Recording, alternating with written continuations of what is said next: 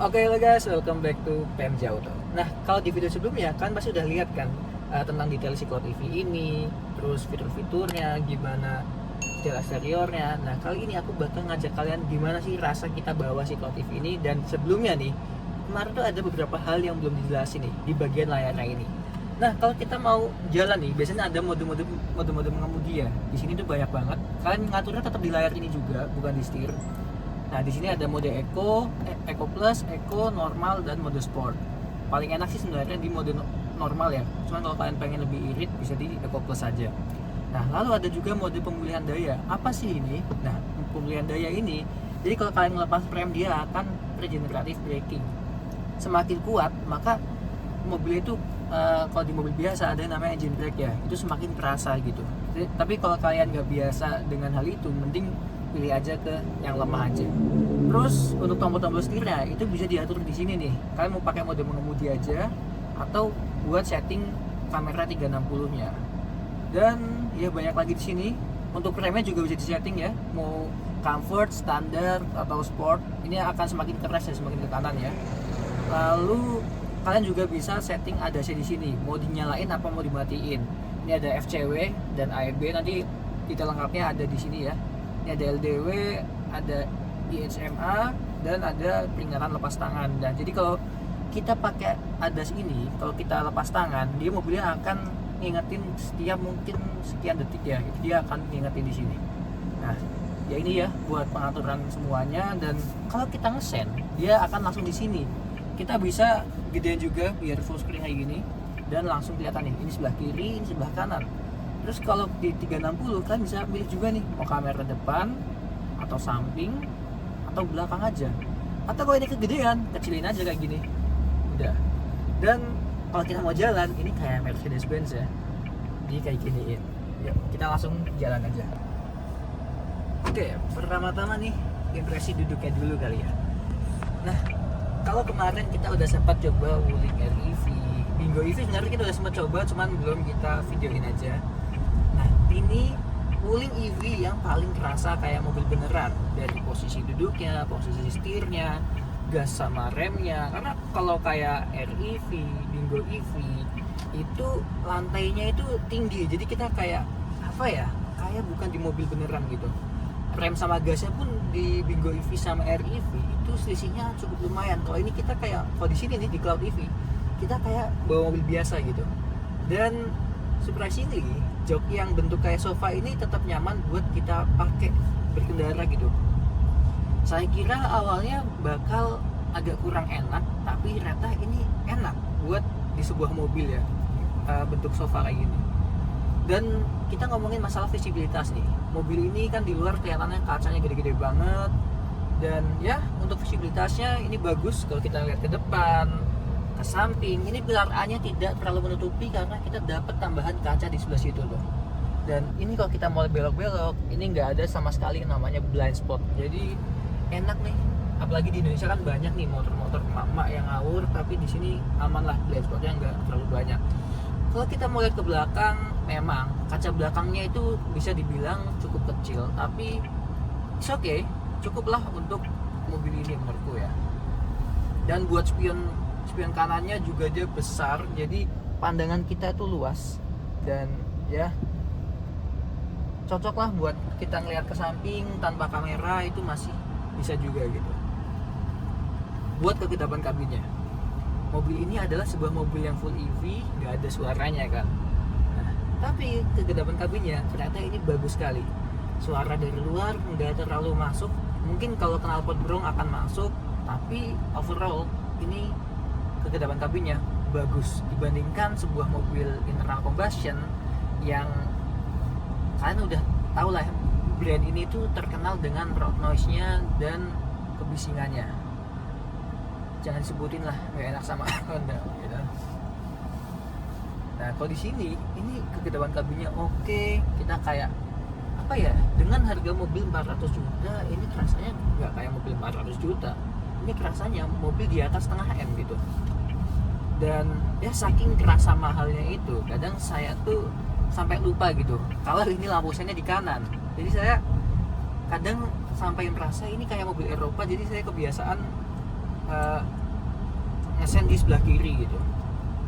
Dan ini memang untuk handlingnya, setirnya layaknya Wuling ini cukup enteng, tapi nggak apa-apa, posisinya udah pas, entengnya juga nggak seenteng Cortez, tapi ini udah cukup sih untuk sebuah Wuling gitu entengnya.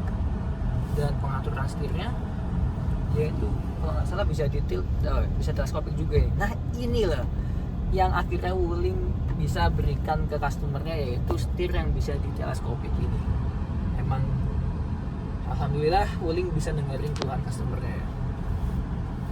Dan memang sebenarnya ada yang cukup disayangkan adalah pengaturannya yang apa-apa tuh di layar ini ya, lampu, habis itu EPB, AC, semuanya ada di layar sini. Jadi kalau kita mengemudi sendirian itu bisa dibilang cukup terdistract karena kita harus melihat ini, kita harus baca kan lama kan. Nah kita harus baca ini gitu. Itu dia yang menurut saya salah satu kekurangan dari Cloud TV ini. Kan harusnya bisa lah kita tetap kasih tombol fisik lah, entah itu untuk AC, itu kalau bisa memang harusnya tetap tombol fisik gitu. Kalau lampu sih sebenarnya bukan masalah besar karena dia ini lampunya udah auto ya, jadi oke. Nah kali ini kita mau coba tarikannya ya, di kecepatan 40 kita berjebol. Gila, instan banget. Dan ini REV aja nggak lihat, jauh banget ini. Gila, bener-bener instan banget, layaknya sebuah mobil EV. Dan tadi kalian bisa lihat kan, kita langsung ketarik semua ke belakang. Mau coba lagi nih, sebentar, ada yang nyebrang. Kita coba lagi, 1, 2, siap. Gila banget, mobil EV itu emang tarikannya gila. Untuk top speednya emang ya nggak seberapa, tapi untuk torsi awal ya itu gila banget untuk ya namanya mobil EV ya. Nah tadi kalian bisa lihat kan tarikannya segila apa, kita sampai kedorong ke belakang gitu. Tapi fun fact, kita belum pakai mode sport, kita masih pakai mode normal. Gila nggak? Tarikannya udah segitu. Dan ternyata 0 ke 100 itu ada di 7 detikan atau 8 detikan. Gila banget. Mobil segede ini 0 100-nya secepat itu gitu. Nah, pokoknya kalau salah kalian bisa komen aja atau nanti aku kasih deskripsinya di bawah sini nih. Nah, dan ini buat masalah bandingan suspensinya ya. Ini bisa dibilang enak sih suspensinya bandingannya. Ini kita coba agak turunin ke samping ya. Rasanya kayak gimana? Enak tuh. Bayu jalannya nggak rata nih yang sampingnya. Masih enak-enak aja. Ini coba kita menghadap ke belakang. Bandingannya halus, nggak keras, dan nggak over limbungnya gitu. Nggak over bouncingnya. Jadi ini pas banget mobilnya buat kita bawa ini fun to drive. Kenyamanannya pun oke ya menurutku ya. Dan ini tadi rasa berkendaranya juga kayak mobil biasa sih jujur. Ya kalau kan biasa bawa mobil yang CVT itu sebenarnya ya sama aja kayak ini, nggak ada perpindahan giginya gitu. Kan kalau kalian biasa pakai mobil yang dual clutch atau enggak transmisi yang AT konvensional itu akan ya kerasa karena nggak ada perpindahan giginya gitu. Dan aku sebenarnya penasaran, pengen nyobain mode mengemudi yang sport. Apakah setirnya akan tambah berat atau enggak? Setirnya sedikit lebih berat, tapi nggak terlalu kerasa jauh bedanya gitu. Nanti kita akan coba ya kalau udah di jalan gede tarikannya kayak gimana gitu. Nah, ternyata kameranya nggak hanya otomatis nyala kalau kita ngesen nih. Kalau di depan ini ada objek yang dekat, misal ada motor kanan kiri yang mepet, dia langsung otomatis kamera depannya nyala gitu. Sebentar, kita pengen nyoba mode sportnya, jadi kita harus agak kanan, kita tahan dulu ya biar kita nyoba bisa mode sportnya. Kita akan coba tarikannya. Bentar, tunggu agak jauh. Oke, 3, 2, 1.